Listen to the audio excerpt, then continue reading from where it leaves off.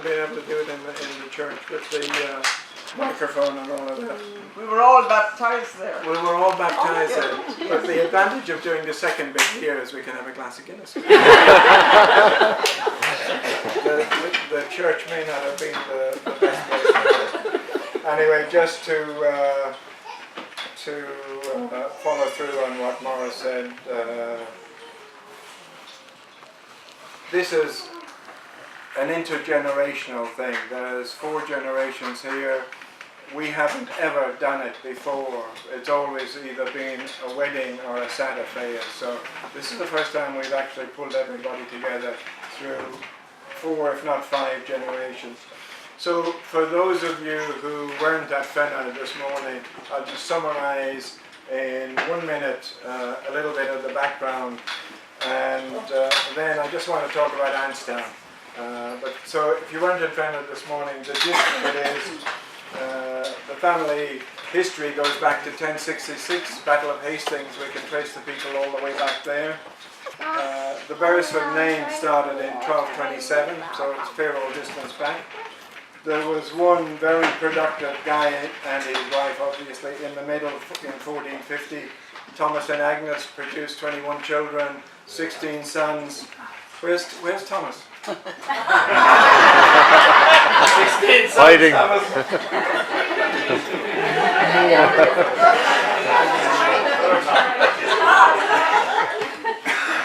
You started too late, mate. So, Thomas and Agnes, 1450. Beresfords arrive in Coleraine, 1610. Arrive in Dungarvan, 1693, so not that much of a gap. Arrived in Annestown, over there, right in front of your eyes, in 1780, so again a small gap. And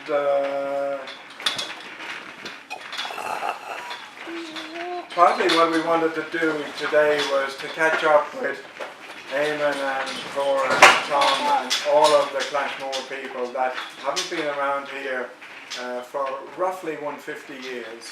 So that's one of the pieces. The first piece I want to do is to bring it in real close to my own family. The one person who has never been to Ireland ever, Marianne Beresford.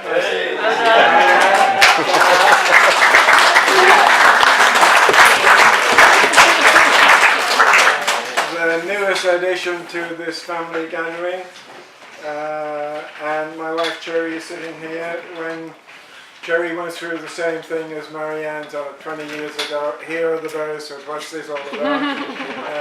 It took her 10 years to recover.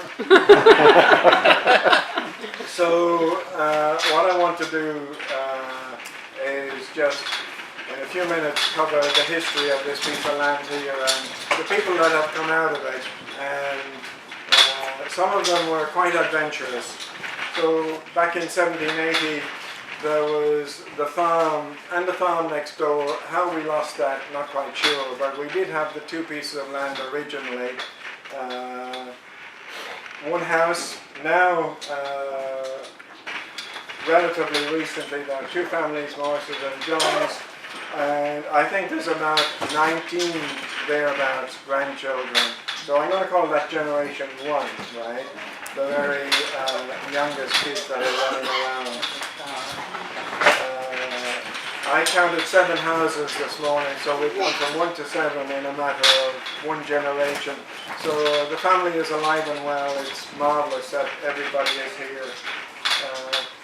So the man who started the deal was this guy John. He came down from Dungarvan, and the generation prior to him is a little bit hazy.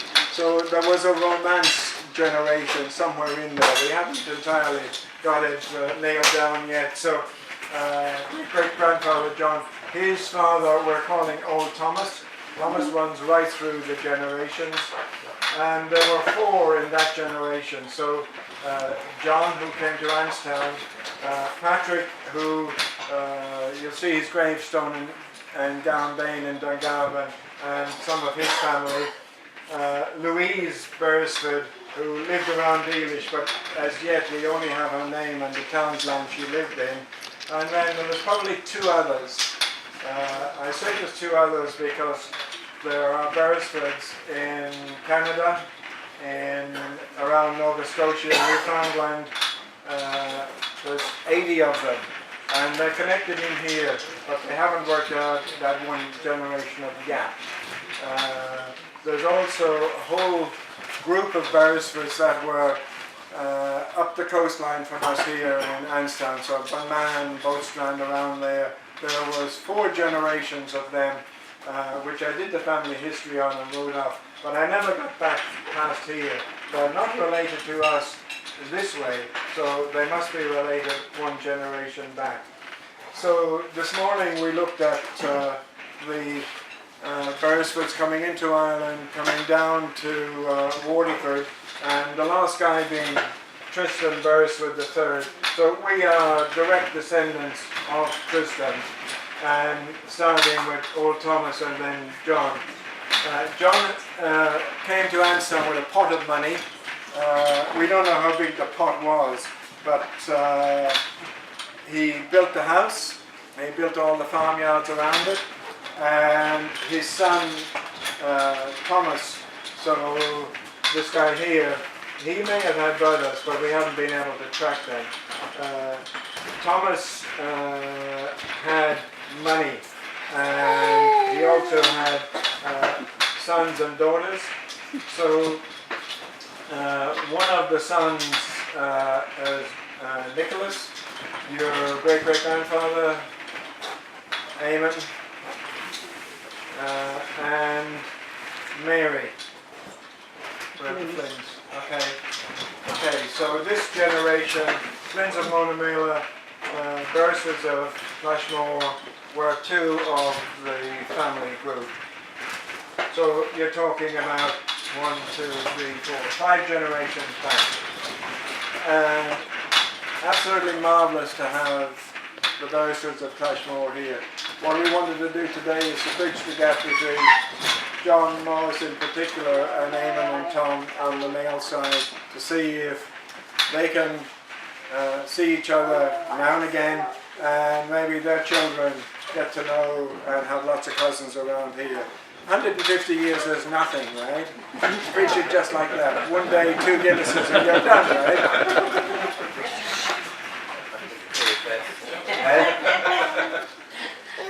Nothing to it. There were others in this line. Some of them we have contact with on the edge. So there was one up close to where Angie lives in Dungarvan West. So his name was John. Borracree is a townsland up around West Dungarvan. One of them found there, tragic times, went to Australia. No male heir after 2 generations. So he had 2 sons, one got drowned, one got killed in an accident, some girls. I have met all of their family, but there's no males past 2 generations. He's disappeared into woodwork. There are Harringtons in Borracree, which are descendants of another part of the family. On the home front, James was the man, so his 3rd son, 1 year younger than Nicholas. So I'm not quite sure why Nicholas went to Clashmore instead of staying here, but he did. He obviously met a nice lady, who lived to what, 98? One of his wife. Yeah. His wife is to be here. Yeah. And then in the next generation,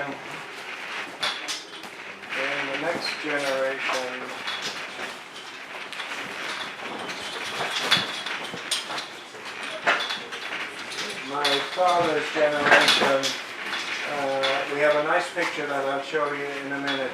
So this lady would have been my aunt, this lady would have been my aunt.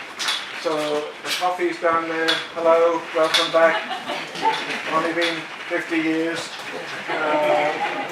My father's sister Bridget was the mother of that family group a couple of generations back, and my dad's sister Hannah was the mother of the O'Leary's family. I have a lovely picture taken in 1902. You may or may not have seen it. And then my father married Hearns, so we have some Hearns here, Angela and then brother John, Thomas, and young Henry. So we have 7 and a half generations here. So going forward, what we're going to try and do is to put this into an electronic format. Shane and they are going to do a bit of it. Damien is going to do a bit of it. Monica and Maria are going to do a bit of it. They haven't been rounded up officially yet. And James and anybody we can. So I have a list of to-do things and everybody is going to get named. There's 26 tons of documents in the National Archives in Dublin, and they came out of Lismore Castle. So they've survived the burning of the forecourts and have recently gone up to Dublin. So some of that paperwork has been archived, and Lismore Castle was the overlord of parts of Dungarvan, especially West Dungarvan. So there's a good chance in that 26 tons of stuff we will find more details of this generation back here. Cora asked me earlier, the Beresfords in Dungarvan, there are 3 or 4 families up there. I have all of their family history. It runs to pages, so I need to get it on the internet before I can spread that out. It just goes too wide and too many of them. But that we will do. So, Kathleen, come and join me. Kate, come up. Thomas, come up. Thomas, come up. Yeah, and you.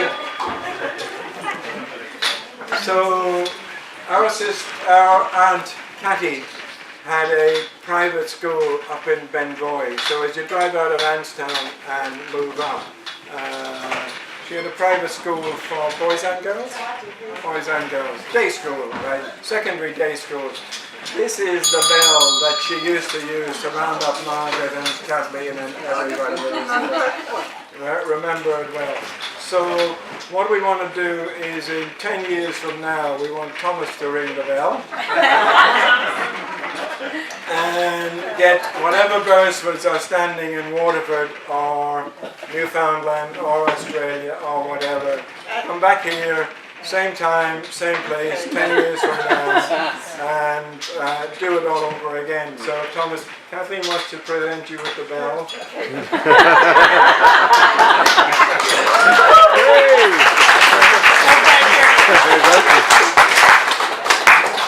And 10 years after that, hopefully, your son. Yeah. 10 years after that, we'd like to see your son Henry here ringing the bell, and then away we go from there. So thanks everybody for coming. It's been a long time to try and get so many people together.